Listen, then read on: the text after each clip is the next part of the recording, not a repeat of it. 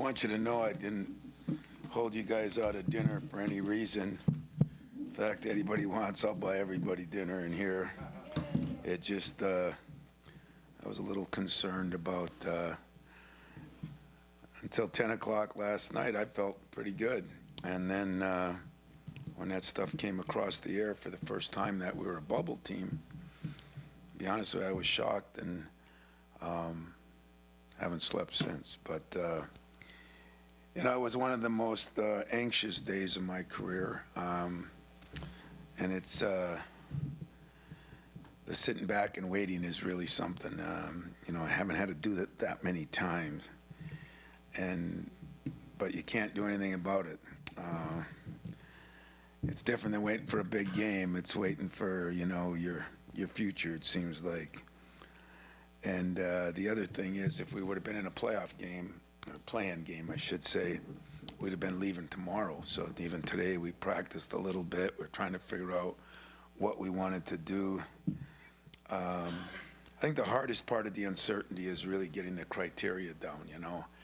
And you probably, like me, have no idea what it is. The only thing I feel really good about, for 29 years, we've tried to schedule some of the best non-conference teams, you know. A little different this year when you look at Butler, we don't even get any credit for it, but when you look at Oakland, so proud and happy for Greg Camp.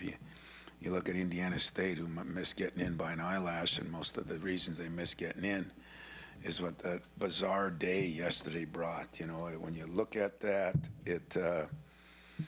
that's what caused all the anxiety last night. I felt good if you believe in the net.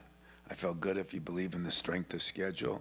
I just never know which one is really valid. So the criteria makes you struggle even more, and yet the other thing is when you play a team, you know, a team like Wisconsin was so hot when we played them. Then they go and lose 7 out of 9, and then they're so hot at the end. So a lot of factors. Really, none of them matter right now. I'm just happy that every time I'm about to kill KP and get rid of our, you know, very tough non-conference schedule, something rears its head to say, just keep doing what you've been doing, and it'll work out. And, you know, could we have done more? 100%.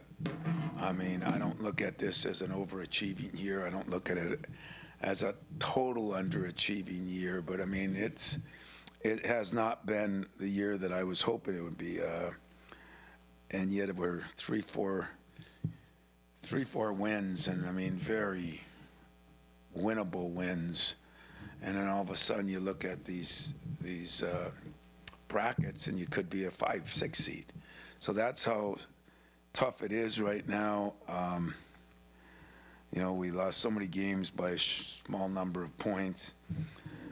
But guess what? The uncertainty's over.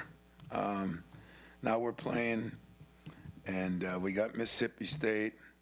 And after a nerve-wracking, crazy night, it's time to talk to you guys and then get to go to work. And I've already gotten 3 texts from buddies of mine in the league that said, you know, very tough team, and bring your hard hat. And so I've seen them a couple times just in watching, but I really haven't seen them. Some of my players from the East, AJ and Tyson, know a couple of the guys on the team. So we will go to work now till 8:30, 8:45, bring our team back, go over some personnel, go over some little bit of the film.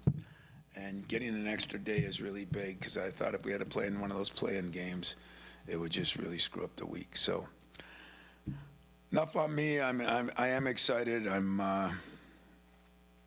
It's hard to believe that 27, well, I guess it's 26 out of 29 years, but I'm still counting Cassius's year we were in. It is hard to believe, and this one was a little more strained, but it was all the sweeter once it happened.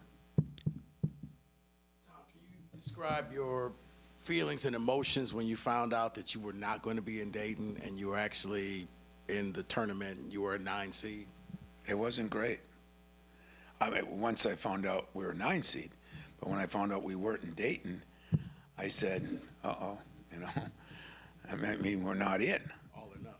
Yeah, all or nothing. So, and then of course, you know, like they would have it, you know, we have to be in almost the last bracket at the West Coast, and made me sit and wait. And Alan was up there, president was there, and players, and but I felt relieved once they called our name, and when I saw 9, I didn't care what we were. I really, really didn't. I didn't want to be in the play-in game if I didn't have to, just because of logistics of everything. But going to Charlotte, I'll go see Miles, and hopefully, and you know, who knows? I'll know more about Mississippi State in the wee hours of the morning tonight. Tom, Malik, we're going to understand they feel like they played pretty much a lot of high-level teams over the last couple of years, and they've kind of seen a little bit of everything. I mean, how kind of veteran or battle-tested does this group kind of feel at this point? Well, they're battle-tested, you know, and some of the battles we lost.